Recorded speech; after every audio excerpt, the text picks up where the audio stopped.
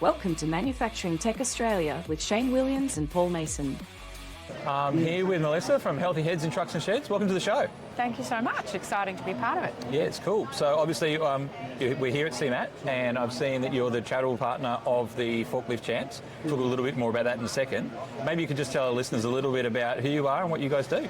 Yeah, sure. Healthy Heads is a charitable foundation that's been set up to support the mental health and broader wellbeing of people right across transport, warehousing and logistics, of which there is over 580,000 people working in the industry. So it's enormous and it's a 24/7 industry. It's very fast-paced and we've got people in roles that might be under pressure quite regularly. We've also got people in roles that spend a lot of time on their own working too, and quite repetitive tasks at times too, which can mean that you've got a lot of time to think. Yeah, 100%. Yeah. And so how do people approach you and how does that work? So we work with both businesses and individuals. So if you're an individual in the industry, you can access all of our resources and information for free just via our website, or we have an app that you can download.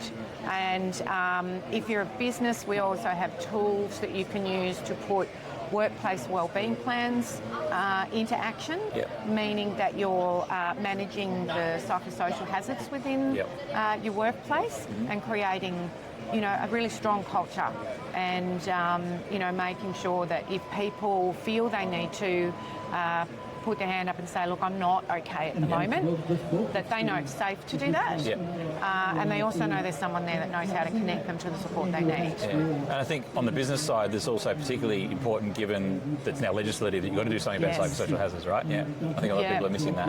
The adoption of that code, and particularly for small businesses, it's something that people are still getting their heads around because it's yet another piece of legislation in a highly legislated environment, particularly when you're looking at work health safety, truck compliance, all those sorts of things. There's so many things for people to stay on top of, and that code has brought in yet another piece of legislation to think about. We've tried to make it as easy as possible by creating what we call our roadmap planner.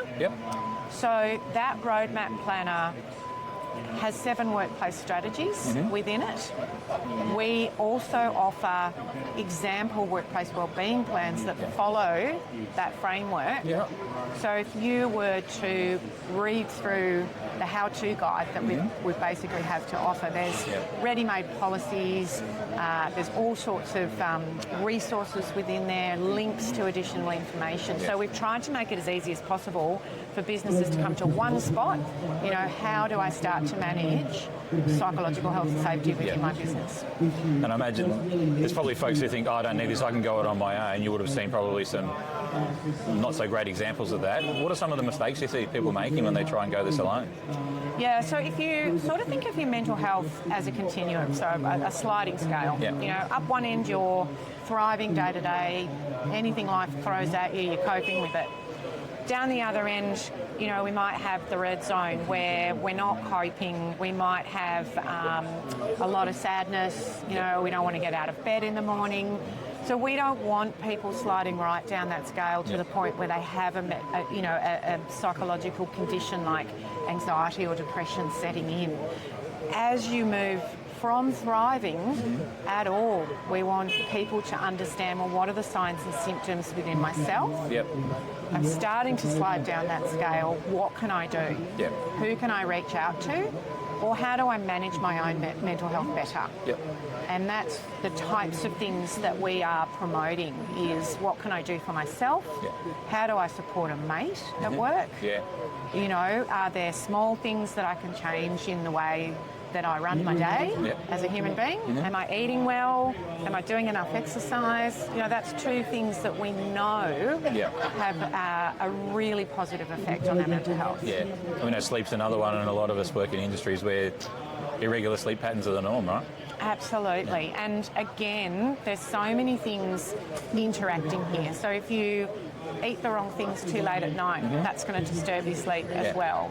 Too much coffee during the day or towards your major rest time, that's going to disturb your sleep. So, there's a lot of things at play, I think. But yeah, sleep's such an important one.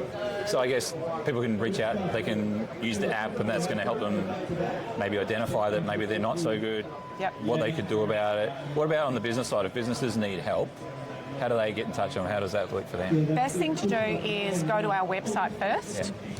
If they want to have a bit of a one-on-one session with one of us so we can show them through the resources we have, just send us a message through our info@inquiry email first, and we'll get in touch with you.